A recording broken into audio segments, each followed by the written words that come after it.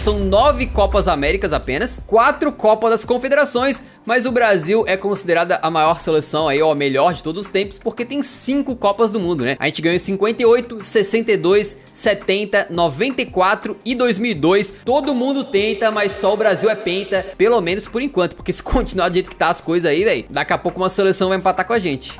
E a gente já começa com os dois pés na porta falando do rei do futebol, Pelé, e falar sobre ele em Copas do Mundo é extremamente fácil porque o cara simplesmente destruiu em 2 edições diferentes. A mais comentada é a de 1958, quando um jovem Pelézinho surpreendeu a todos, até porque ele começa a Copa do Mundo sendo reserva, o que era natural por um guri de apenas 17 anos. Só vai estrear na última partida da fase de grupos, mas ele guardou todos os seus gols para os momentos mais importantes, que foram no mata-mata, né? Começando nas quartas de final, o Brasil enfrenta País de Gales e Pelé faz simplesmente o gol da vitória, se tornando e sendo até hoje o jogador mais jovem de toda a história das Copas a marcar um gol. Já era um feito insano, mas nas fases seguintes ele elevou a 10ª potência, porque meteu simplesmente um hat-trick contra a França nas semifinais e um doblete contra a Suécia na grande decisão, o que seria um desempenho histórico para qualquer jogador do planeta, mas especialmente para um cara de 17 anos é chocante, né? E um dos gols daquela final, quando ele chapela um adversário dentro da área e fuzila pra rede, chegou a ser eleito numa enquete lá no GE como o gol mais bonito da história da seleção brasileira. Aquela Copa de 58 foi algo surreal, né? E o Pelé também seria sensacional na Copa de 70, apesar da veia goleadora dele não ter sido a mesma, ele foi absolutamente decisivo. Começa aqui na fase de grupos, marcou um gol contra a Tchecoslováquia e 2 contra a Romênia. No mata-mata passou em branco em todas as partidas, exceto a final, justamente contra a Itália, que ele marcou o seu único golzinho do nocaute. Mas além dos gols, o homem se destacou naquela Copa pelas assistências, né? Deu passe para gol contra a Tchecoslováquia e a Inglaterra na fase de grupos, e em todos os jogos do mata-mata, incluindo 2 assistências na final, terminando aquela Copa de 70 com 6 assistências, o líder no quesito. Além de ser tão decisivo, protagonizou lances históricos como o famoso gol que o Pelé não fez contra a Tchecoslováquia e aquele quase gol brilhante contra o Uruguai. 2 lances tão geniais que, apesar de não terem entrado a bola, até hoje são lembrados, né? A gente não pode deixar de fora o Garrincha em 62. Uma Copa que tinha tudo pra dar ruim pro Brasil, porque a gente perdeu o Pelé por lesão logo no segundo jogo da fase de grupos. Quais são as chances de uma seleção conseguir triunfar e ser campeã, perdendo o seu melhor jogador logo no começo? Só com uma geração muito privilegiada mesmo, como era aquela de 62, que além de ter Pelé, tinha Garrincha. O detalhe é que o substituto do Pelé, né, que tava lesionado, foi o Amarildo, que então era jogador do Botafogo e tinha já um entrosamento com o Garrincha, o que certamente pode ter ajudado o Mané a deitar e rolar naquela competição. No último jogo da fase de grupos, o show dele já começa, né, fazendo a jogada individual, que vai acabar com o gol do Amarildo e que deu a vitória pro Brasil sobre a Espanha. Nas quartas de final contra a Inglaterra, ele simplesmente mete um doblete na vitória por 3-2. E nas semis, o homem não queria destruir apenas na bola, mas também na porrada. O Garrincha meteu 2 gols contra o anfitrião Chile e depois ainda foi expulso por revidar as agressões que ele tava sofrendo de um camarada chamado Rojas. Aí você fica pensando, pô, o cara foi expulso na semifinal, ficou de fora da final e mesmo assim tá nesse vídeo. Acontece que dizem aí os boatos, né, que a então Confederação Brasileira de Desportos ofereceu uma espécie de faz-me rir ali pra um dos árbitros da partida, pra que ele não relatasse a agressão do Garrincha. Portanto, o cartão dele foi anulado e ele pôde jogar a final. Ruim pra Tchecoslováquia, que pegou o Brasil então no jogo decisivo, perdeu por 3-1. O Garrincha não participou diretamente de nenhum dos gols, mas fez uma boa partida novamente. Um torneio simplesmente épico do Mané, que trouxe a taça pra casa e ficou resumida na manchete de um jornal chamado El Mercúrio: de que planeta você veio? Hora de emplacar uma sequência de brasileiros nessa lista, começando pela Copa do Mundo de 1994 nos Estados Unidos. E a gente sabe de cor o nome do cara que foi o craque da competição, o baixinho Romário. Que o Peixe foi indispensável para a conquista do Tetra é um fato, mas o que torna esse caso mais dramático é que o Romário era um jogador que tinha muita chance de sequer ser convocado para aquele Mundial, segundo palavras dele mesmo, tá? Eu jamais teria sido convocado para a Copa do Mundo de 94. Essa é a verdade. O Brasil deveria ter se classificado com facilidade facilidade. E como eu tinha me desentendido com a comissão técnica, eles nunca teriam me aceitado. Mas naquele jogo decisivo contra o Uruguai, tínhamos que vencer ou empatar para classificar. Romário foi chamado para salvar a seleção nas eliminatórias. O Brasil venceu o Uruguai com um gol dele e aí ele foi pro Mundial, para nossa sorte. Na fase de grupos, o camisa 11 brasileiro marcou em todas as partidas, né, contra a Rússia, Camarões e Suécia. No mata-mata, foi decisivo nas classificações muito suadas contra Holanda e Suécia, e apesar de ter passado em branco em 2 jogos, o desempenho dele em campo era quase sempre fenomenal, comandando aquele time junto com o Bebeto, que podia não ser uma das seleções mais encantadoras que o Brasil já teve, mas foi a única que tinha Romário no auge. E isso foi o bastante. Baixola então levou pra casa a bola de ouro da Copa do Mundo, o prêmio oficial. Na Copa seguinte, mais uma vez um craque brazuca venceu a bola de ouro da competição, que foi o Ronaldo Fenômeno, na época chamado apenas de Ronaldinho. Um detalhe que vale ser citado logo de cara é que ele tinha 21 anos na época. O Ronaldo foi o melhor jogador de uma Copa do Mundo com 21 anos, né? Algo bizarro. E nessa época, ele ainda era aquele atacante de muita velocidade, drible, inventividade, com um pouco menos de características do Ronaldo Fenômeno R9, camisa 9, matador, homem-gol, que a gente viu na maior parte da sua carreira, inclusive no Mundial de 2002, né? O grande destaque dele na fase de grupos foi no jogo contra Marrocos, quando ele marca o seu primeiro gol na história das Copas e também deixa uma assistência, mas guardou a maior parte dos gols pro mata-mata, né? E logo nas oitavas, já guardou um doblete para despachar o Chile. Ainda deu 2 passes para gol nas quartas de final contra a Dinamarca e guardou o único gol brasileiro na semi contra a Holanda, quando passamos nas penalidades. O Ronaldinho tava voando e o Brasil na final. O que poderia dar errado? Simplesmente, segundo a versão oficial, uma convulsão que ele sofreu na véspera da grande decisão. Um momento muito triste e tenso que foi descrito por vários jogadores aí ao longo dos anos, e mais um que lá estava, que era o Edmundo. Levanto, olho e vejo o Ronaldo tendo a convulsão. Quando vi o Ronaldo passando mal, saí gritando pelos corredores, roxo, língua virada, bufando. Quando vem o lanche, antes do jogo, todo mundo sabe que o Ronaldo teve a convulsão, menos ele. Desenrolaram a língua, deram banho e botaram ele pra dormir. Ele não estava consciente. Apesar do susto, o Ronaldo insistiu em jogar aquela final contra a França, e uma final que a gente nunca vai saber o que teria acontecido se não fosse esse maldito caso da convulsão que abalou o nosso principal jogador e também toda a equipe, né? No fim, o resultado foi aquele mesmo, a gente sofreu com o Zidane, uma das derrotas mais dolorosas do Brasil na história das Copas, mas que não impediu o Ronaldo de levar a bola de ouro da Copa pra casa. E é impossível falar de jogadores que colocaram a Copa do Mundo no bolso sem falar de Ronaldo Fenômeno em 2002. Sob condições normais de temperatura e pressão, ele sequer teria disputado. Isso porque ele vinha de uma árdua e longa recuperação. Tinha sofrido uma lesão pela Inter de Milão e quando voltou a jogar, teve uma lesão terrível no mesmo local que afastou ele do gramado por 15 meses. Então ele tava voltando perto da época da Copa e tinha muita desconfiança quanto ao que ele conseguiria fazer dentro de campo, né? Mas o técnico Filipão não quis nem saber, levou o Ronaldo pra Copa, botou ele titular e ele não demoraria absolutamente nada pra provar essa confiança que recebeu, marcando 4 vezes na fase de grupos, né? Uma contra a Turquia, uma contra a China e 2 vezes contra a Costa Rica. Nas oitavas de final, ele broca mais uma vez contra a Bélgica, era o 4º jogo seguido fazendo gol, né? E aí nas quartas, contra a Inglaterra, foi o único jogo daquela Copa onde o Ronaldo não meteu gol. Nesse aí ele deixou pro outro Ronaldo do time, né? Antes das semis, o Ronaldo chama atenção por algo que na época não parecia, mas que acabou se tornando icônico, que foi o famoso corte cascão, né? Como uma tentativa de desviar o foco da imprensa da condição física dele, ele fez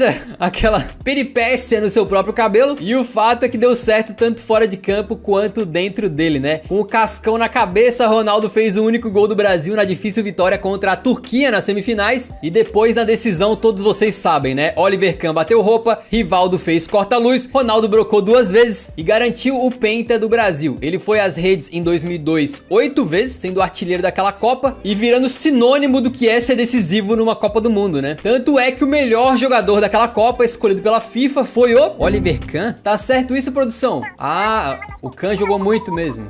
Mas tu acha que jogou mais que o Ronaldo, cara?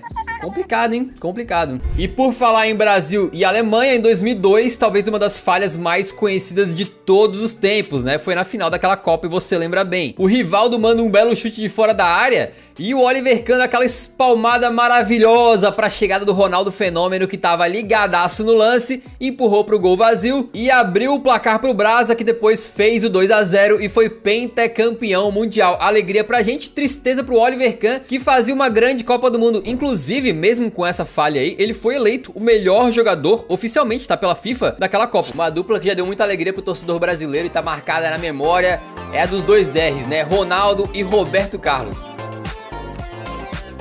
Primeiro eles fizeram história vestindo a amarelinha, né? Os dois eram cracassos nas suas posições e aí juntos acabaram conseguindo fazer com que a seleção brasileira fosse ali sempre uma das maiores potências, né? Protagonista no futebol mundial, tanto é que com Roberto Carlos e Ronaldo, a seleção jogou 3 Copas do Mundo e chegou à final em 2 delas, né? Em 98, que a gente não precisa nem falar o que aconteceu naquela final desastrosa, e em 2002, que deu tudo certo. E além disso, também ajudaram o Brasil a chegar nas finais de Copa América em 97 e 99, levantando ambos os canecos. Essa é a síntese, né? Com esses dois em campo, o Brasil geralmente era simplesmente poderoso. E detalhe que nessas 4 finais que eu falei, né, o Ronaldo marcou gol em 3 delas, o cara era absurdo. E por clubes, ficou a cargo do Real Madrid a missão de juntar esses dois, né? E aconteceu lá em 2002. O Roberto Carlos já era jogador merengue e consagrado, tá? Já era uma lenda, porque tinha ganhado ali múltiplas Champions Leagues, enquanto o Ronaldo chegava como melhor do mundo, né, depois de ter feito uma Copa absurda. No Real, os dois conquistaram algumas taças nacionais, mas não conseguiram repetir o mesmo sucesso a nível europeu, né. O que ficou mais na memória dessa época foi a questão dos galácticos, porque Roberto Carlos e Ronaldo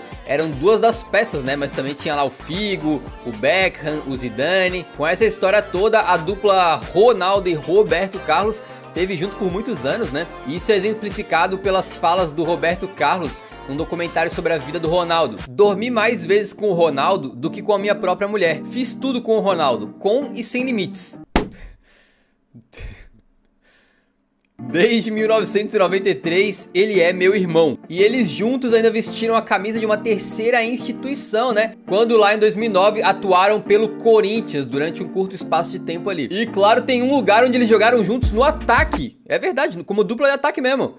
Foi no Winning Eleven. Quem jogava nas antigas sabe que botar o Roberto Carlos no ataque era assim, fatal, né? E o detalhe é que ele mesmo deu uma entrevista dizendo que ele fazia isso, né? Ele mesmo se colocava no ataque jogando Winning Eleven. Então tá aí. Chegamos no segundo maior artilheiro das Copas, que certamente a gente gostaria que fosse o primeiro, né? O Ronaldo Fenômeno era um cara que tinha várias qualidades, mas meter gol em Copa do Mundo era algo que ele era especialista. Na Copa de 94, ele foi campeão mundial, mas era muito novinho e não chegou a jogar, beleza? Então a história dele de verdade, mesmo nas Copas, começa em 98. Na fase de grupos, o primeiro e único gol dele é contra Marrocos, mas no mata-mata mete 2 gols contra o Chile nas oitavas e depois o único gol do Brasil naquela semifinal completamente chorada contra a Holanda. E na final da Copa de 98, vocês sabem bem o que aconteceu, né? O Brasil não marcou nenhum gol. Quem marcou foi a França. Mas o Ronaldo acabou aquela Copa com 4 gols. Ele que naquela época era conhecido como Ronaldinho. A Copa de 2002 certamente foi o auge da carreira do Fenômeno. E para exemplificar isso, a gente pode falar que ele jogou 7 partidas e marcou gol em 6 delas. Na fase de grupos meteu um gol na Turquia, 1 na China e 2 na Costa Rica. No mata-mata, apenas a Inglaterra não concedeu contra o Fenômeno, porque depois disso foi 1 contra a Bélgica, 1 contra a Turquia de novo. E mais importante, aqueles 2 da final contra a Alemanha. 7 jogos, 8 gols marcados, artilheiro e campeão. Mais decisivo que isso, impossível. Se você abrir o dicionário ali e procurar a palavra decisivo, vai estar lá a fotinho do Ronaldo Fenômeno cascão com o dedinho pra cima assim, ó. Na Copa de 2006, o Ronaldo Fenômeno chegou já bastante longe do seu auge, né? Tinha toda uma expectativa pela seleção ali, por causa dos jogadores de nome que a gente tinha, mas também tinha uma expectativa em cima dele pra ele quebrar o recorde que na época era do Gerd Müller, de maior artilheiro das Copas, né? Na fase de grupos, ele mete gol apenas contra o Japão e foram logo 2, o que fez ele igualar os 14 gols do Gerd Müller em Copas. E nas oitavas de final contra a Gana, o Ronaldo marca aquele que foi o seu último gol em mundiais. Foram 15 gols marcados em 19 jogos, tornando ele na época o maior artilheiro da história das Copas, um recorde que durou por mais de 10 anos. É o senhor Edson Arantes do Nascimento, que jogou a sua primeira em 58 quando tinha apenas 17 anos. Ele foi estrear apenas na terceira partida do Brasil, que foi o terceiro jogo da fase de grupos contra a União Soviética, mas Pelé guardou todos os gols pro mata-mata. Nas quartas de final contra Gales, 1 a 0 gol dele. O show viria nas fases seguintes. Já na semifinal, ele mete um hat-trick na vitória contra a França e Pelézão ainda fez questão de brocar mais 2 vezes na final contra a Suécia. Um deles, aquele gol, né? Aquele gol, aquele. Um dos mais lindos da história do futebol, marcado numa final final de Copa por um guri de 17 anos. Parece até uma história fictícia, né? Bom, o Pelé disputou 4 jogos naquela Copa e marcou 6 gols. Nada mal para um adolescente. Se em vez de Pelé o nome dele fosse Johnson e em vez de ser brasileiro fosse inglês, certamente na Europa alguém pagaria uns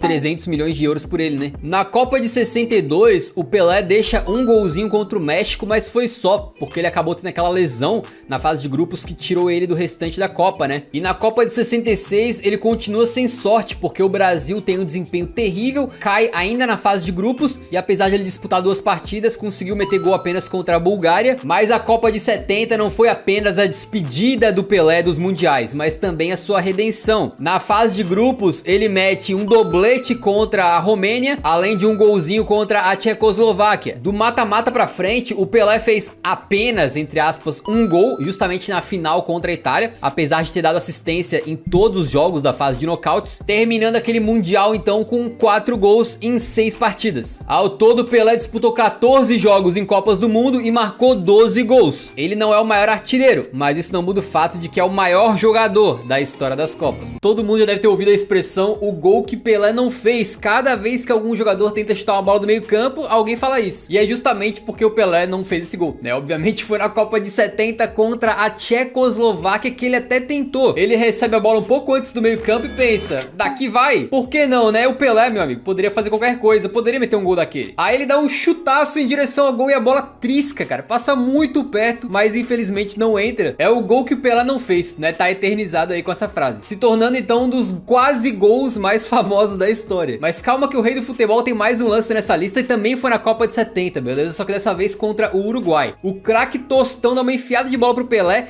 que vai sair cara a cara com o goleiro. Aí tu, pô, o que vai acontecer, mano? Pelé vai dar uma cavada por cima? Vai dominar a bola e driblar o goleirão? Vai meter um chute de longe mesmo? Nada disso, porque ele finge que vai na bola, mas deixa a bola passar, dando um drible maravilhoso no goleiro sem sequer tocar na redonda, velho. Uma finta de cinema que o goleiro tá até hoje procurando. Pelé, só que pra azar nosso, ele vai chutar pra bola todo meio torto, né, cara? E acaba mandando pra fora. Seria um gol lindo, né? Incrível, mas ficou no quase mesmo. A Itália passou pra final daquela Copa de 70, mas só pra ser coadjuvante, né? Aquela vitória do Brasil representou possivelmente o maior jogo da história da seleção, quando o esquadrão composto por craques como Carlos Alberto, Gerson, Rivelino, Tostão, Pelé e Jairzinho deram um verdadeiro show em campo. A partida até parecia que poderia ser equilibrada, né? Porque foi pro intervalo empatada em 1 a 1 com gols do Pelé e do Boninsenha. Mas a diferença era evidente, o Brasil se impôs ainda mais no segundo tempo e definiu o jogo com gols de Gerson, Jairzinho e por fim do capita Carlos Alberto Torres. Um gol que, visto desde o começo, mostrava como forte daquela equipe era o coletivo e que até hoje é considerado um dos maiores gols da história das Copas. Novamente a Holanda por aqui, mas dessa vez por uma partida contra a seleção brasileira, que foi uma das melhores certamente da Copa de 94. Parecia que a dupla de ataque do Brasil, Romário e Bebeto, ia decidir aquele jogo com facilidade. Eles abriram 2 a 0 com direito àquela icônica celebração embalando o bebê. Mas apenas 1 minuto depois do segundo gol, Dennis Bergkamp marcou após cobrança de escanteio, e aí o Aaron Winter empatou o jogo já aos 76 minutos, dando toda a pinta de prorrogação. Só que o Brasil tinha um cobrador de falta que tinha uma pedrada, e aos 81 minutos o branco manda esse foguete cobrando falta, que por pouquíssimo não bateu no Romário. Naquele lance que se o Romário tivesse a bunda do Hulk, o gol não saía. Mas o gol saiu, o Brasil venceu por 3 a 2 e foi pra semifinal. E sabe o que é o mais incrível desse jogo? Quem tinha um zagueiro artilheiro que tinha uma patada também de fora da área era justamente a Holanda, com o Koeman. Mas naquele dia o defensor que conseguiu fazer isso, na verdade, estava do outro lado, foi o branco.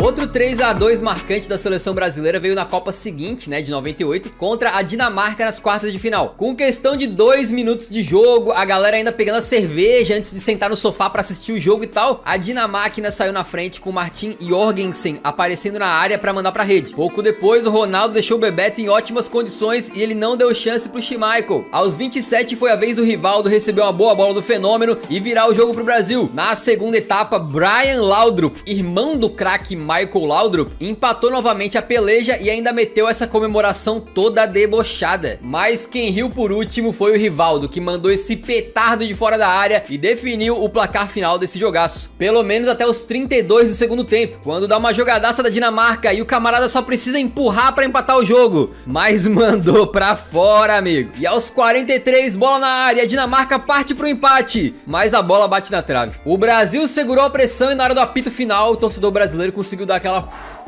soltada de ar assim, né, aquele alívio. Não poderíamos falar das melhores seleções que não venceram a Copa do Mundo sem citar o Brasil de 82. Se você é mais jovem e gosta de futebol, certamente deve ter em algum momento visto alguém mais velho comentar daquela brilhante seleção, que apesar de ter muito talento, não conseguiu ser campeã. Pra começar falando daquela que ficou conhecida como a tragédia do Sarriá, a gente tem que começar falando da convocação, feita pelo grande e saudoso técnico Tele Santana, era repleta de craques. No gol, Valdir Pires do São Paulo. Nas laterais, a lendária dupla do Flamengo, né? Leandro e Júnior. E aí, quando ia pro meio campo, era um esculacho completo. Toninho Cerezo, Sócrates, Falcão, Zico, era um absurdo. E no ataque também não deixávamos a desejar. Tínhamos Serginho Chulapa, o Éder e o Roberto Dinamite. O elenco todo era muito qualificado e tínhamos um técnico histórico. E o Brasil não vencia a Copa desde 1970, então era natural que se criasse muita empolgação para 82 com uma geração tão talentosa. E não era só uma questão de ter nomes, tá? O Brasil jogava de uma forma super ofensiva e encantadora, sendo a representação máxima do jogo bonito, né? E quando o Brasil chega numa Copa com craques por todos os lados, é natural esperar o título. Em 82 teríamos aquele mesmo formato com 2 fases de grupos, saca? Só que também teríamos uma semifinal depois, antes da final. E na primeira fase de grupos, o Brasa caiu com União Soviética, Escócia e Nova Zelândia. Foi tranquilo, com 3 vitórias por 2-1, 4-1 e 4-0. O Brasil liderou seu grupo, mas foi para a segunda fase disputar um grupo embaçado. Valendo apenas uma vaga para a semifinal, teria que enfrentar a Argentina e Itália. Agora era pedreira, mas a sensação que dava é que o Brasil poderia passar, porque tinha um elenco muito qualificado. O jogo contra a Argentina acabou sendo muito bom pro Brasil, que venceu por 3-1 com grande atuação do Zico, num jogo que teve até a expulsão do Maradona no final. A Itália também venceu a Argentina e era a próxima rival do Brasa. Apesar de ser um triangular, que é como se fosse um mini grupo, né? A sensação era de mata-mata, porque basicamente entre Itália e Brasil, quem vencesse ia pra semifinal. No caso do Brasil, bastava um empate no estádio do Sarriá. E aí você já sabe por que o nome da tragédia ficou apelidado assim. A Itália vinha fazendo uma campanha mais pobre. O seu centroavante Paolo Rossi chegou na Copa muito criticado e não tinha feito nenhum mísero golzinho. E agora eles precisavam simplesmente enfrentar o Brasil. E pra passar, teriam que ganhar do melhor time daquele torneio. E foi exatamente o que eles fizeram. Com nada menos do que um hat-trick do Paolo Rossi, que não tinha feito um gol na Copa ainda. A eliminação virou trauma pra muitos, mas guarda memória afetiva na cabeça de muitos outros que viram aquela seleção encantar. Se tornou um símbolo do futebol arte, do joga bonito e acredite, é referência pra muitos até hoje. Brasil e França se enfrentaram na Copa de 1986. Não tem nada a ver. O Jonatas não tem nada a ver com esse assunto. Era a Copa do Mundo do México e Brasil e França naquela época não tinha conotação tão negativa que tem hoje em dia. E o duelo pelas quartas de final foi considerado um dos melhores daquela edição, né? A gente tinha ali o Zico, o Júnior, o Careca e o Sócrates, né? Enquanto a França tinha alguns nomes interessantes como Batiston, o Giresse e, claro, o craque Platini. No tempo normal, o Brasil saiu na frente com o gol do Careca numa jogada coletiva. Porém, o Platini deixou tudo igual ainda no primeiro tempo, levando a decisão para as penalidades máximas. Nos pênaltis, muita emoção da primeira até a última cobrança, né? O Sócrates abriu perdendo a dele e deixou o Brasil numa situação preocupante, porque os franceses não perdiam e não perdiam. Até que chegou o momento do craque do time bater. Platini, que tinha sido herói no tempo normal, isolou a quarta cobrança, mandou, cara, tipo assim, na lua mesmo, né? E deixou tudo igual. O engraçado é que se a gente vê esse lance de novo, cara, ele pega muito mal na bola, tá ligado? Parecia um peladeiro batendo o penal, só que de peladeiro ele não tinha nada, tá? Em 86 ele foi pra essa Copa do Mundo como atual trivencedor da bola de ouro, exatamente. A sorte do 10 francês foi que o zagueiro Júlio César também perdeu a dele logo depois. A França converteu a sua cobrança e acabou passando passando para as semifinais. Então o Platini marcou no tempo normal, perdeu nos pênaltis, mas assim como o Cristiano lá, né, acabou não sofrendo as consequências, digamos assim. E fica aqui uma cruel curiosidade, essa tinha sido a primeira e única vez que o Brasil tinha perdido cobranças de pênaltis aí numa Copa do Mundo, até que chegou a Copa de 2022 e o jogo contra a Croácia, aí foi a segunda vez. E mais uma curiosidade, esse jogo aí teve meio que um caso trocado, teve um jogador que foi vilão no tempo normal, que foi o Zico, perdendo uma penalidade, né, durante a partida, mas converteu o seu pênalti na disputa de pênaltis, né? De qualquer maneira, esse pênalti do Zico acabou marcando bastante aí a carreira dele. Na Copa de 78, o Brasil enfrentava a Suécia pela fase de grupos e estava 1 a 1 até o finzinho da partida. Eis que no último lance vai o Nelinho do Brasil para cobrança de escanteio, ele manda na área e o Zico sobe de cabeça para fazer o gol da vitória do Brasil.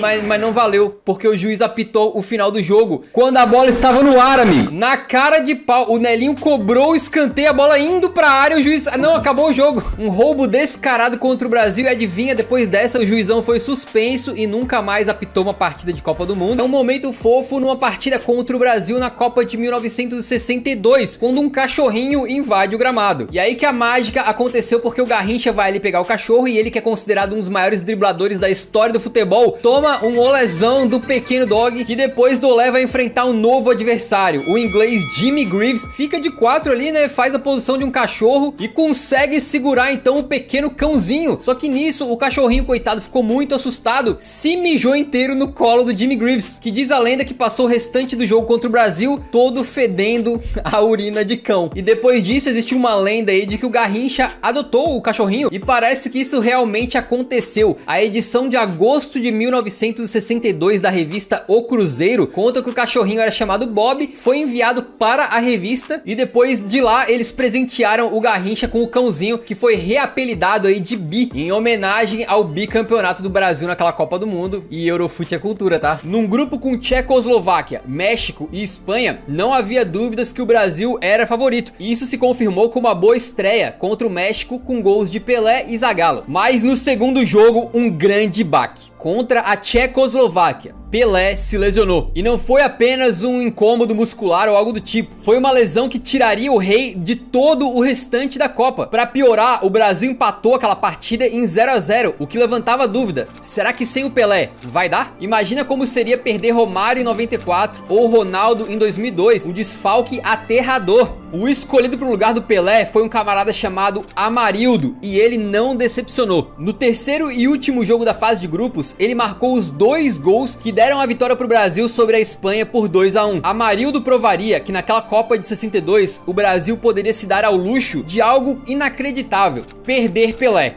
Isso porque ao lado do rei jogava outro craque geracional, Mané Garrincha.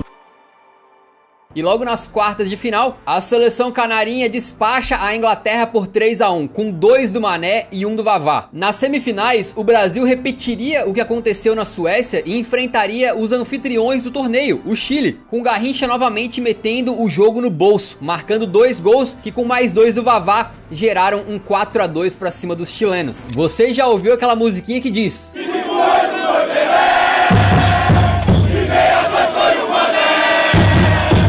e a música é assim porque nessa edição da Copa do Mundo o Pelé se machuca na fase de grupos do torneio e resta ao Garrincha assumir a responsa e então encaminhar a Seleção para mais um título mundial. Acontece que a semifinal daquela Copa contra o Chile foi bastante pegada, e depois de o Garrincha sofrer várias entradas dos chilenos, ele resolveu revidar e acabou sendo expulso. Até aí tudo bem, acontece que quem é expulso geralmente perde o próximo jogo, mas o Garrincha jogou a final. Aí você pensa, bah, naquela época era diferente a regra, de repente vermelho não suspendia o jogador. Suspendia sim, amigo. Então como que ele jogou, né? Olha, tem algumas teorias, tá? Uma delas, talvez um pouco ingênua, dizia que os chilenos que estavam sediando a Copa não queriam jamais ver uma final de Copa sem o craque Garrincha, então eles imploraram pro Garrincha jogar e pra FIFA fazer uma exceção. Outros dizem que a Tchecoslováquia, adversária do Brasil na final da Copa, também estava implorando pro Garrincha estar em campo, porque eles queriam enfrentar aquele craque. Então, como todo mundo queria ver o Garrincha na final, eles resolveram dar um sumiço no árbitro que registraria esse cartão na súmula. Digamos que tem algumas teorias aí pro árbitro desaparecer, né? Mas o fato é que o juizão vazou, a expulsão do Garrincha não apareceu na súmula e assim ele ficou livre pra jogar a final em 62. A vaga pra final estava carimbada e no dia 17 de junho de 1962, no Estádio Nacional do Chile,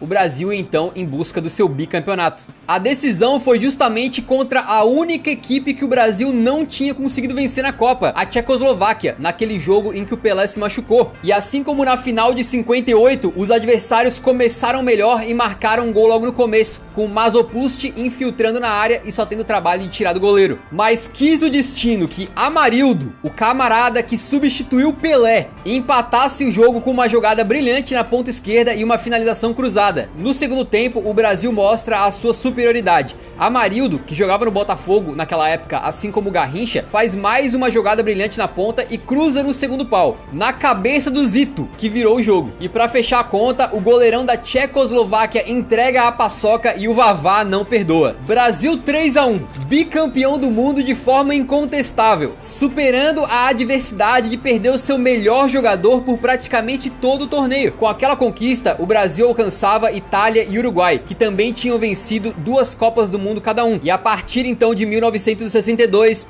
nenhuma seleção jamais conseguiu ficar acima do Brasil na lista de maiores campeões da Copa do Mundo. Eu sei que é duro pra gente falar isso, mas a gente é obrigado a começar justamente com o nosso maior jogador, o Rei Pelé. Ele que era indiscutivelmente o melhor jogador do planeta na década de 60 e vinha de uma geração muito vitoriosa do Santos, que tinha sido, por exemplo, bicampeão mundial, ganhando em cima de times históricos do Milan e do Benfica. E apesar de ter tido muito azar em 1962, quando se lesionou logo no começo da Copa, o Pelé chegou pra Copa de 66 como um jogador já experiente em mundiais, tendo decidido um deles e tendo sido bicampeão. Por essas razões, a seleção brasileira chegou naquela Copa de 66 tentando um feito inédito, o tricampeonato consecutivo da Copa do Mundo. O Brasil caiu num grupo bastante complicado com Portugal, Hungria e Bulgária, mas mesmo assim era o atual bicampeão do mundo, com o melhor jogador do planeta, tinha tudo para ser o favorito. E o Pelé até fez gol na vitória contra a Bulgária, que era o time mais fraco do grupo, mas nas partidas restantes que foram decisivas, ele não conseguiu fazer a diferença. Começa que no jogo contra a Hungria ele nem jogou, não é culpa dele, ele tinha tomado muita pancada na primeira partida e acabou ficando de fora. E aí chegou no confronto decisivo na terceira rodada pra jogar contra o histórico Portugal de Eusébio. Diz a lenda que o Pelé ainda não tava 100% recuperado, ele tava meio baleado, não tava na melhor condição física, mas foi pro jogo, pouco conseguiu fazer e testemunhou o show de Eusébio, que venceu e eliminou a seleção brasileira ainda na fase de grupos, que o campeão de uma edição anterior acabou sendo eliminado na fase de grupos da próxima. Tá certo que nessa Copa pararam o Pelé na pancada, mas o fato é que ela foi tão ruim pro craque que ele jurou nunca mais disputar uma competição dessa. Felizmente pra nós, o Pelé mudou de ideia, jogou a Copa de 70 e o resto é história. Mas em 66 ele não conseguiu brilhar. E por falar em melhor do mundo que chega com muita expectativa pra uma Copa e acaba decepcionando, é obrigatório citar o Ronaldinho Gaúcho em 2006. Todo mundo sabe o que foi a era dourada de Ronaldinho Gaúcho no Barcelona, quando ele ajuda o clube a mudar de patamar, a conquistar vários troféus e chega até o topo do mundo, como um grande gênio do futebol, sendo considerado oficialmente o melhor do planeta. Não à toa, em 2004 ele foi eleito o melhor do mundo pela FIFA, em 2005 não só pela FIFA, mas também na Bola de Ouro. Pra completar, Ronaldinho Gaúcho vinha de uma temporada espetacular em 2005-06, ele não só tinha ajudado o Barcelona a vencer a Champions League, como em termos individuais tinha feito grandes números, 26 gols e 24 assistências, fora a magia no futebol. O homem era favorito para fazer uma grande Copa e de repente ser eleito o melhor do mundo pelo 3º ano consecutivo. Mas isso acabou passando longe de acontecer. Ronaldinho foi titular em todos os jogos da fase de grupos daquela Copa, contra Croácia, Austrália e Japão, e somando os 3 conseguiu dar apenas uma assistência, não marcou nenhum gol. Ele teve os seus momentos, tá? Afinal, era o Ronaldinho Gaúcho, mas passou longe de ser aquele cara brilhante que a gente costumava esperar. No mata-mata o Brasil passa por Gana tranquilamente, mas quando chega nas quartas para jogar contra a França, ele apenas assiste o show de Zidane no meio campo e vê o Brasil ser eliminado por 1 a 0. Ronaldinho tava um pouco mais pesado que o normal e quando ele volta pro Barcelona, foi descrito pela imprensa como lento e sem criatividade. E aí se você fala, não, tá pegando muito pesado com o gênio Ronaldinho, deixa então que o craque gênio Tostão dê as palavras dele. Naquela época ele escreveu que Ronaldinho não tinha algo que gênios geracionais como Pelé e Maradona tinham, a agressividade. Maradona e principalmente Pelé, presenciei isso ao seu lado, além da grande técnica, transformavam-se na adversidade, ficavam possessos, enfurecidos, endemoniados. Aos olhos de todos que depositavam no Ronaldinho uma grande esperança para o Mundial de 2006, ele acabou sendo uma decepção. Um dos casos mais conhecidos de jogador craque no seu clube que não vai tão bem na seleção é do Marcelo, né? Inegavelmente um dos principais jogadores daquele elenco do Real Madrid, que contava com outros monstros aí como Cristiano e Modric, conseguindo levar a Champions League 4 vezes num período de 5 temporadas, além de fazer parte de uma seleta lista de jogadores que já conquistaram a Orelhuda 5 vezes. Por esse motivo e por outros, né, foi dada ao Marcelo várias vezes chance na seleção principal, desde 2006, quando ele foi convocado pela primeira vez, quando ainda era só um Marcelinho. Nos anos seguintes, ele acabou ficando fora da Copa do Mundo de 2010 por uma birra do Dunga, que acabou achando que ele tinha nariz empinado, ou que ele não tinha comprometimento com a seleção e tal, e tirou ele um tempo da seleção, né? E depois o técnico que veio em seguida, o Mano Menezes, também teve alguns questionamentos ali em relação ao Marcelo e tal, e assim pra vocês terem uma ideia que doida que é a carreira dele pela seleção brasileira, o Marcelo jamais jogou uma Copa América. É um fato surpreendente se tu considerar que ele foi titularíssimo no gigante Real Madrid por muitas e muitas temporadas, né? Inclusive, ele é o jogador com mais títulos na história do Real até o momento, com 25 taças. Só que pela seleção brasileira ele conquistou apenas uma, né? Que foi a Copa das Confederações, um título que tá longe de ser um dos mais importantes aí. E aquele Marcelo encantador do Real Madrid, considerado o melhor lateral esquerdo do mundo várias vezes,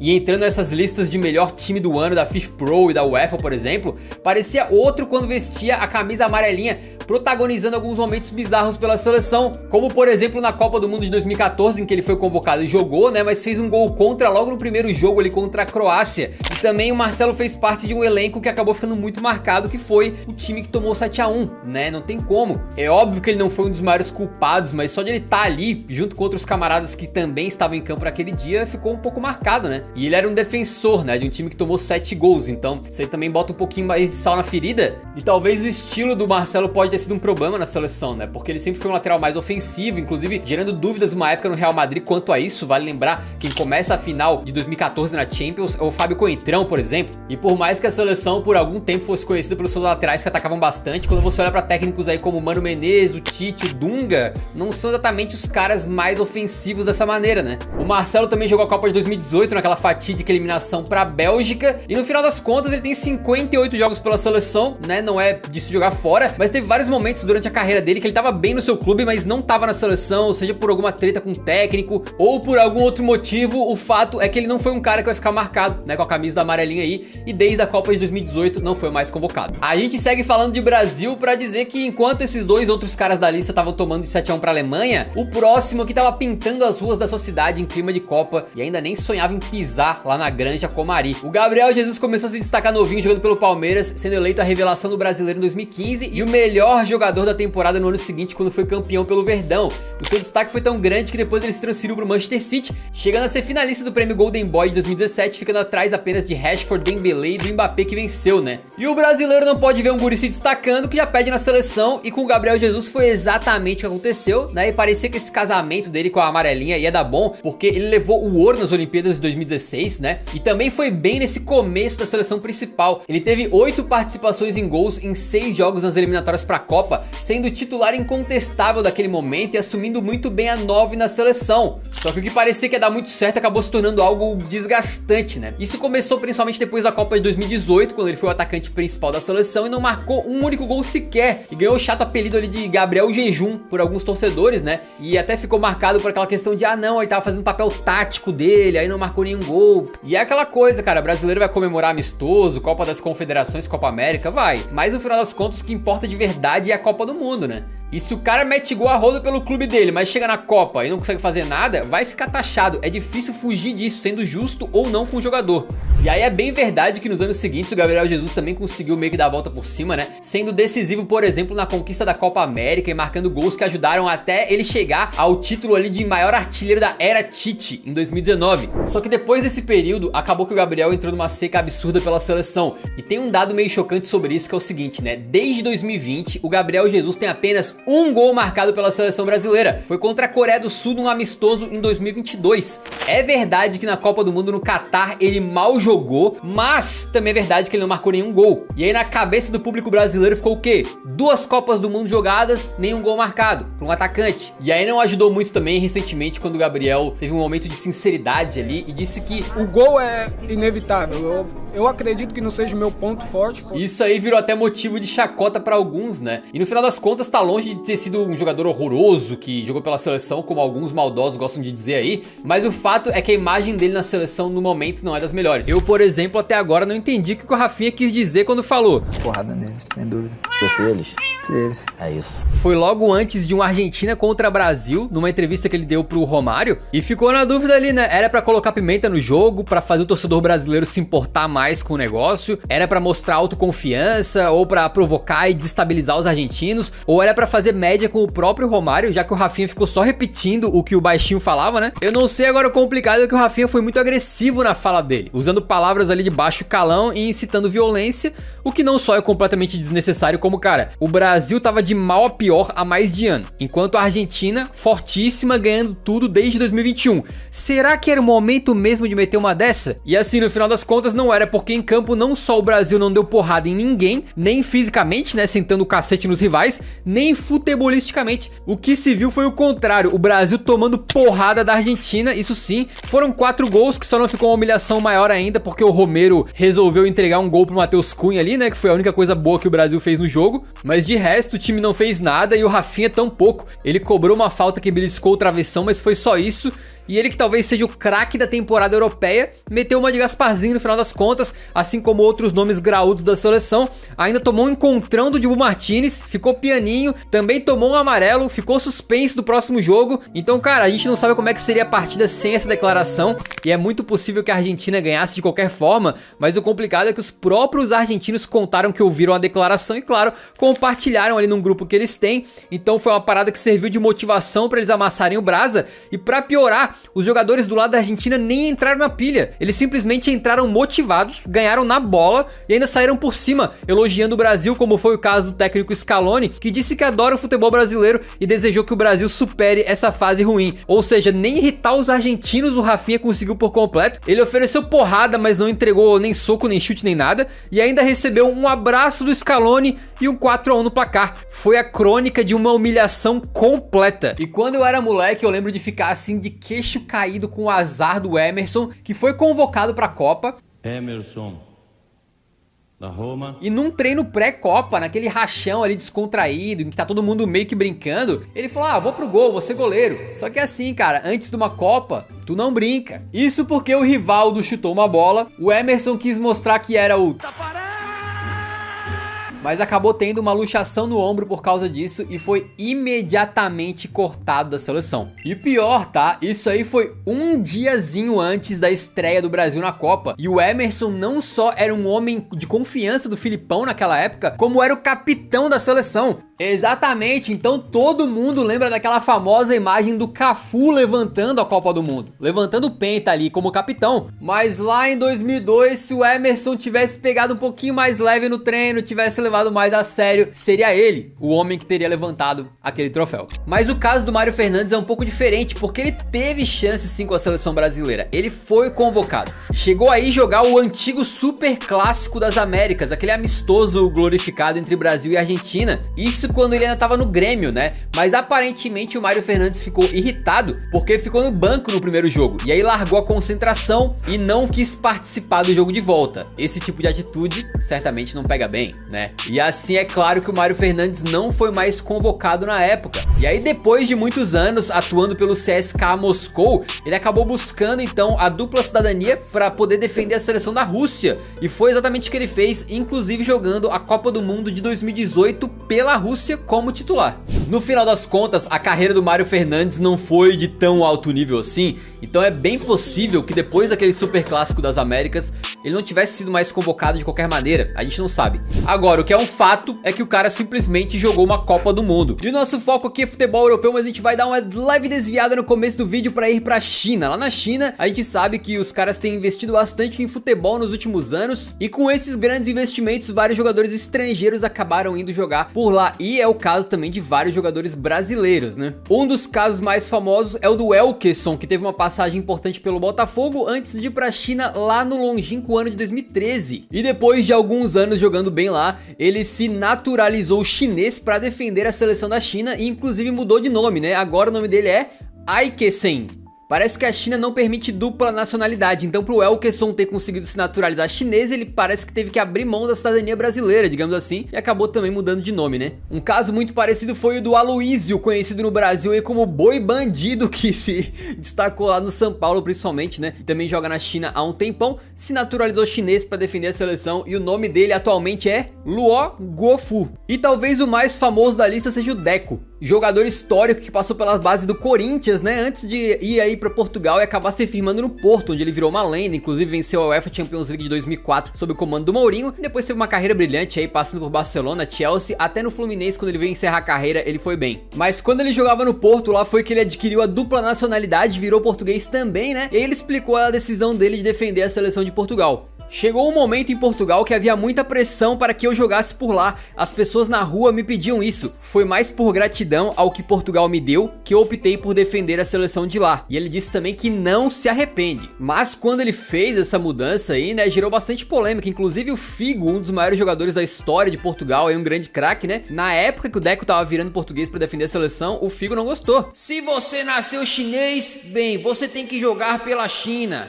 Ah, Figo, dá licença, né, rapaz? O cara mora há anos num país, se identifica com aquele país, né? As pessoas pedem pra ele defender a seleção. Ele defende a seleção com muita garra e honra. E tu vem me falar uma coisa dessa? Tudo bem. Imagino que se perguntar pro Figo hoje, ele deve ter mudado de ideia, né? Mas naquela época ele fez essa declaração aí, então foi polêmica. Agora, a curiosidade, sabe quando que o Deco estreou pela seleção de Portugal? Meus amigos, foi em 2003. Olha o contexto. O Filipão tinha sido campeão do mundo pelo Brasil e foi treinar a seleção de Portugal. Beleza? E o Filipão então convocou o Deco e o primeiro jogo do Deco foi contra a seleção brasileira. Era um amistoso, foi um amistoso pegado, né? Mas mesmo assim era um amistoso. E o Deco, naquele jogo contra a seleção do país onde ele nasceu, ele fez um gol de falta. O gol de falta do Deco ajudou a seleção de Portugal a vencer o Brasil pela primeira vez em 37 anos. E era apenas o início de uma brilhante trajetória que o Deco teve na seleção também. Inclusive ele fez parte aí como titular daquela seleção de 2004, que foi finalista derrotada, né, na Eurocopa de 2004. E essa conexão Brasil-Portugal tem outros jogadores que mudaram de seleção, né, como o caso do Diego Souza, não aquele mais conhecido, né, outro Diego Souza, e também do Liedson, mas talvez um dos casos mais conhecidos, assim como o do Deco, é o do Pepe, né. O Pepe, ele nasceu no Brasil, mas ele nunca defendeu nenhum time brasileiro na sua carreira, né. Ele mudou pra Portugal muito cedo, quando tinha apenas 18 anos, e ele se destacou mesmo no Porto, né. Depois ele também fez grande parte da carreira no Real Madrid, e ele é um jogador que teve muitas polêmicas, porque a raça dele às vezes se transformava em violência, né, ele teve atos de violência absurdos na carreira, mas aí talvez essa raça tenha ajudado ele a se tornar um ídolo da seleção de Portugal. E ele disse também que foi uma decisão certeira na carreira. Foi uma decisão minha, fruto daquilo que sentia e que sinto.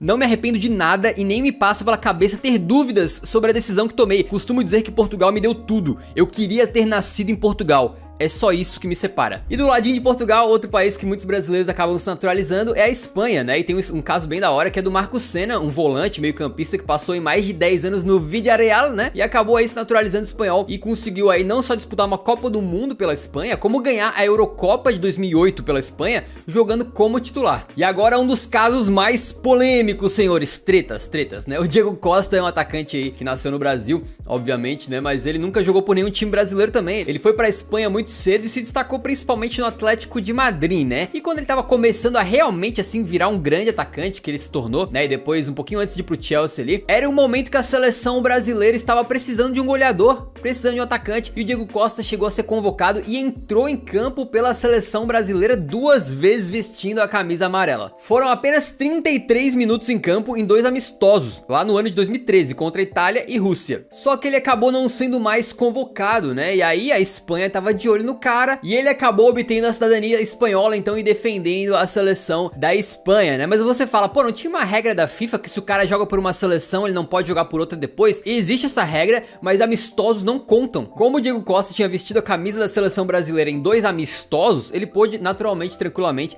passar a defender a seleção da Espanha. E ele deu uma declaração muito interessante, né? O Diego Costa é um jogador bem polêmico. Ele falou o seguinte: olha os jogadores que tem lá, na seleção da Espanha, né? Como que eu vou dizer não? Os caras fazem gol embaixo da trave, eu só vou empurrar pro gol. Agradeci, até porque queria retribuir tudo o que conquistei aqui, na Espanha, né? O Diego Costa disputou então a Copa do Mundo de 2014 no Brasil pela Espanha e foi vaiado pelos brasileiros, né?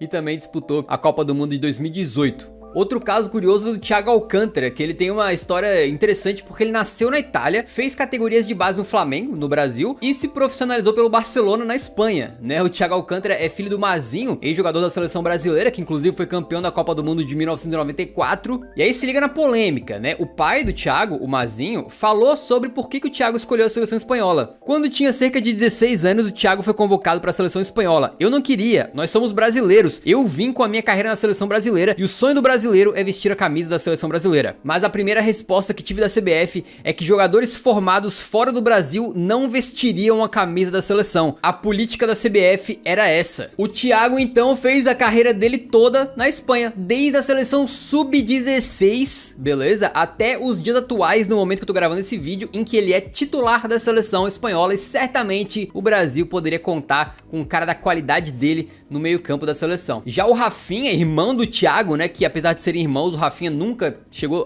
ao nível do Thiago Alcântara, né? O Rafinha escolheu defender o Brasil, né? E o Thiago falou sobre isso. Meu irmão Rafinha escolheu o Brasil porque nasceu lá e sempre teve mais carinho do que eu, que também amo o Brasil, mas passei a maior parte da minha vida aqui na Espanha. Cresci na Espanha, vivo o futebol espanhol desde que me lembro, então aconteceu naturalmente. E essa história de família entre Rafinha e Thiago Alcântara tem mais um cara, tá ligado? O Rodrigo Moreno, que no momento que eu tô gravando esse vídeo joga no Leeds. Então, o Rodrigo Moreno é primo do Thiago, não primo de sangue, mas eles são tão próximos, as famílias ali, que eles estudaram juntos, fizeram categorias de base no Flamengo juntos, né? E eles se consideram assim primos, manja? O Rodrigo Moreno também nunca jogou num time brasileiro profissionalmente, né? Ele se profissionalizou no Real Madrid, chamou a atenção do mundo mais lá no Valência, no Benfica primeiro, depois mais no Valência, né? E certamente é um jogador que poderia ter sido eventualmente chamado para a seleção brasileira, mas ele disse que nunca foi uma opção para ele não. Nunca pensei em representar o Brasil. Cresci na Espanha como jogador e como pessoa e represento o país desde o sub-19. Não me sentiria confortável em representar o Brasil e preferi sempre esperar pela oportunidade de jogar pela Espanha. E também teve um caso na Alemanha, cara, o Kaká, que era um atacante brasileiro que jogava no Stuttgart, se destacou bastante por lá uma época na Bundesliga e acabou tendo essa oportunidade dele obter a nacionalidade também alemã, né? E ele acabou indo para a Copa do Mundo de 2010 defendendo a seleção da Alemanha. Como aquele cara reserva assim no elenco e tal, mas ele foi, inclusive meteu um gol, né? Então ele tá na história aí da seleção da Alemanha como brasileiro,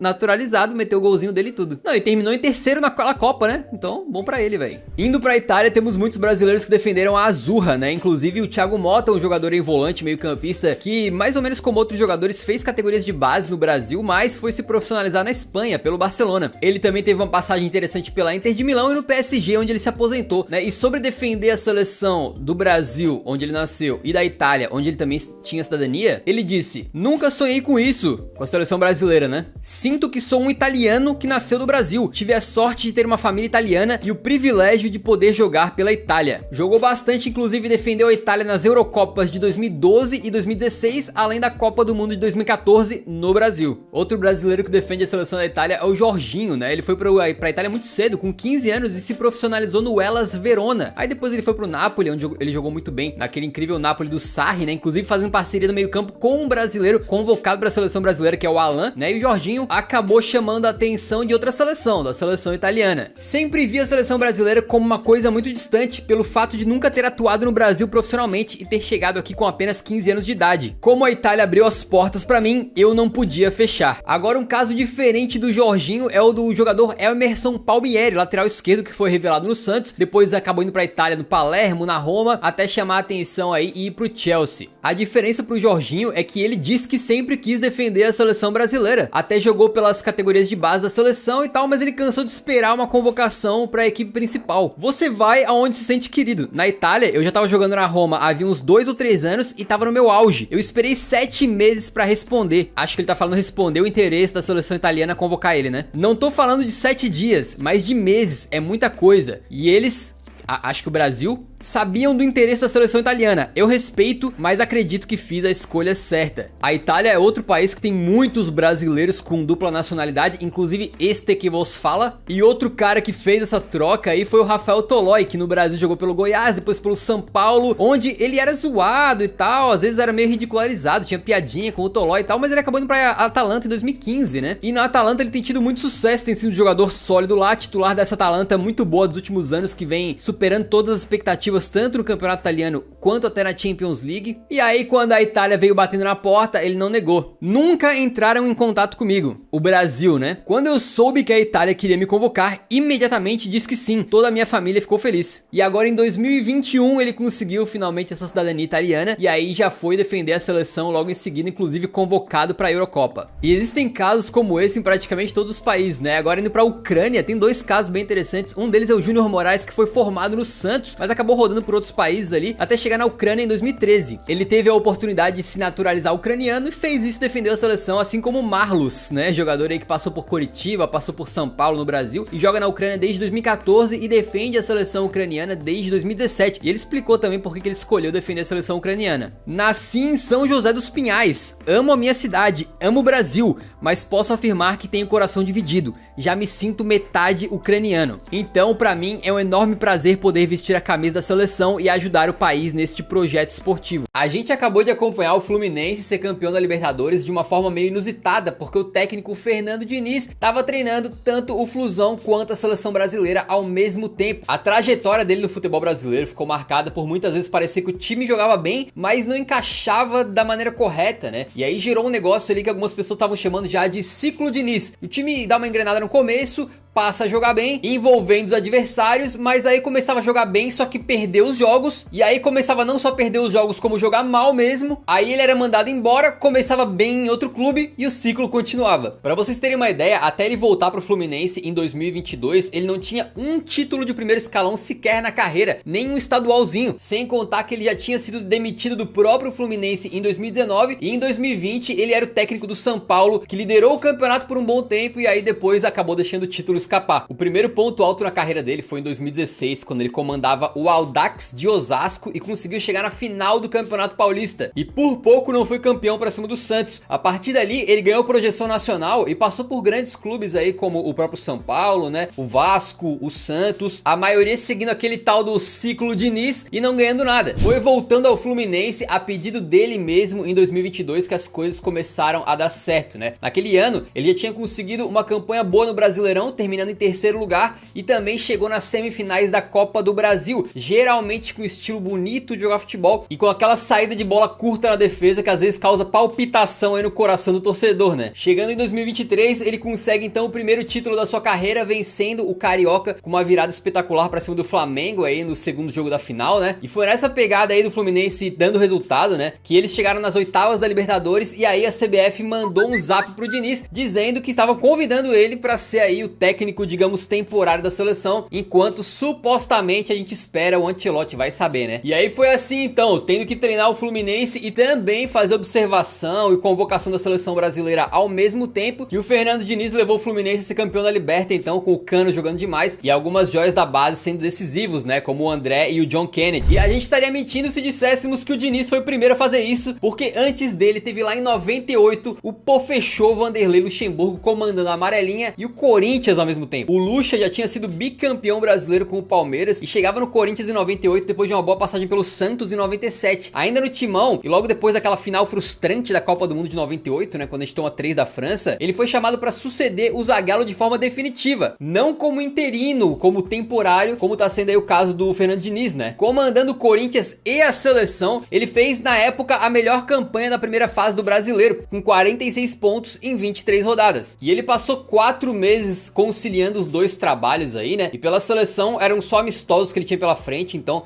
tava mais de boa. Só que imagina o torcedor corintiano sabendo que seu técnico tava, digamos, dividido entre duas funções, sendo que era a reta final do Brasileiro, né? Mas ele conseguiu ser campeão com o Timão e ganhar os seus jogos com a seleção também. Mas logo depois acabou gostando da coisa e, como já tinha sido campeão no Corinthians mesmo, saiu pelo alto e decidiu focar apenas na seleção brasileira. Como a gente sabe, o Vanderlei não chegou na Copa de 2002, né? Quem comandou o Brasil no Penta foi o Filipão, porém, ele fez até um bom trabalho e teve coisa aí de 70% de aproveitamento, ganhando bem mais do que perdendo. E aí, já na época que ele tava apenas no Brasil e não mais no Corinthians, foi campeão da Copa América em 99, mas em 2000 acabou sendo demitido por estar envolvido ali em algumas polêmicas pessoais e ter sido eliminado também nas Olimpíadas de Sydney contra Camarões. Não confiaram no projeto não, né? Aí já viu, deu ruim. Porém, pra substituir o Lucha, a CBF acabou chamando o Emerson Leão, que na época também treinava o esporte ao mesmo tempo. E essa conciliação aí também não deu certo, né? O Emerson Leão foi logo depois demitido também. Chegou o Filipão e o resto é história. E o Brasil tinha uma história muito complicada nas Olimpíadas, porque apesar da gente ser pentacampeão mundial da Copa do Mundo, nas Olimpíadas chegou em 2012, o Brasil perdeu a final pro México e ali se consagrava como trimedalhista de prata, mas nunca conseguindo vencer um ouro, sempre foi uma pedra no sapato do futebol brasileiro. E o pior, o Brasil chegava para as Olimpíadas de 2016 no Rio de Janeiro com aquele trauma gigantesco de ter tomado 7-1 da Alemanha em casa 2 anos antes na Copa do Mundo. Mas de qualquer maneira, a Copa é Copa, Jogos Olímpicos são Jogos Olímpicos e a seleção chegou para 2016 então com um elenco até interessante. Tinha ali o Gabriel Jesus pré-Copa de 2018, tinha o Marquinhos, o Renato Augusto e o próprio Neymar. O Neymar, vale frisar, já tinha feito 24 anos, mas pela urgência de trazer alguma glória e resgatar um pouquinho do ânimo da torcida, acabou sendo inscrito para as Olimpíadas, tentando buscar esse ouro inédito, né, e ficou de fora da Copa América Centenário. E aí começou a fase de grupos com o Brasil, comandado por Rogério Micali, enfrentando a África do Sul. Em teoria, uma vitória fácil. Só que apesar do Brasil tentar, o goleirão sul-africano fez boas defesas e o jogo acabou 0 a 0. Na rodada seguinte, um adversário ainda mais fraco, supostamente, o Iraque. O Brasil até tentou, mas não conseguiu furar a retranca dos iraquianos. Empatou o segundo jogo seguido em 0 a 0 contra uma seleção teoricamente bem mais fraca. Ali as coisas já começaram a se complicar, muitos ficaram com medo de uma eliminação em casa na fase de grupos, o que seria um vexame. A própria torcida brasileira começou a vaiar os jogadores e até o Galvão Bueno ficou revoltado com a seleção. Mas foi no último jogo da fase de grupos, no calor de Salvador, que a Canarinho se encontrou com o bom futebol. O Brasil teve gols do Gabigol, do Gabriel Jesus, do Luan, meteu 4 a 0 na Dinamarca, destruindo a vibe dos dinamarqueses e garantindo a primeira colocação do grupo. Só que tão importante quanto os 3 pontos da classificação foi o fato de que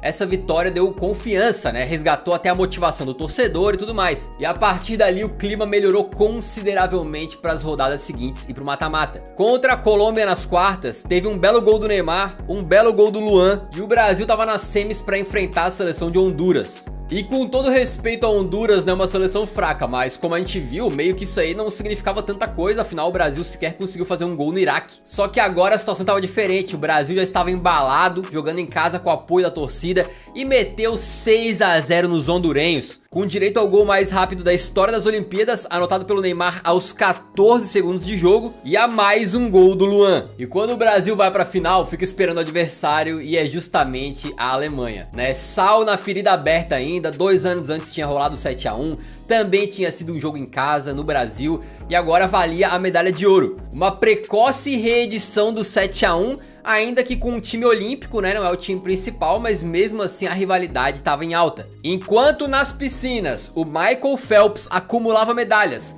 no gramado do Maracanã, Neymar e companhia finalmente tinham a chance de obter o primeiro ouro da seleção anfitriã e de quebra exorcizar fantasmas da Copa anterior. A Alemanha não era fraca não, tá? Só de nomes que vocês conhecem aí, tinha por exemplo os irmãos Bender, tinha o Julian Brandt, tinha o Gnabry, ele que inclusive vinha em ótima fase metendo gol a rodo. E com isso a final foi um jogo muito disputado, um futebol pegado, com goleiros trabalhando pouco, até que aos 26 minutos o Neymar foi pra bola na intermediária e cobrou uma falta perfeita no ângulo do goleirão Horny, que nem se tivesse chifres pegava essa daí, levando o estádio à loucura e tirando o 0 do placar. A Alemanha começou a trabalhar mais a posse de bola e no segundo tempo garantiu um empate com o Meyer. Todo torcedor brasileiro nesse momento já tava se tremendo inteiro, né, roendo as unhas até o osso, mas o fato é que essa tensão aí se traduziu pra dentro de campo e o jogo ficou empatado, foi pra prorrogação e parecia questão de tempo até chegar na disputa por pênaltis. E assim que as cobranças começaram,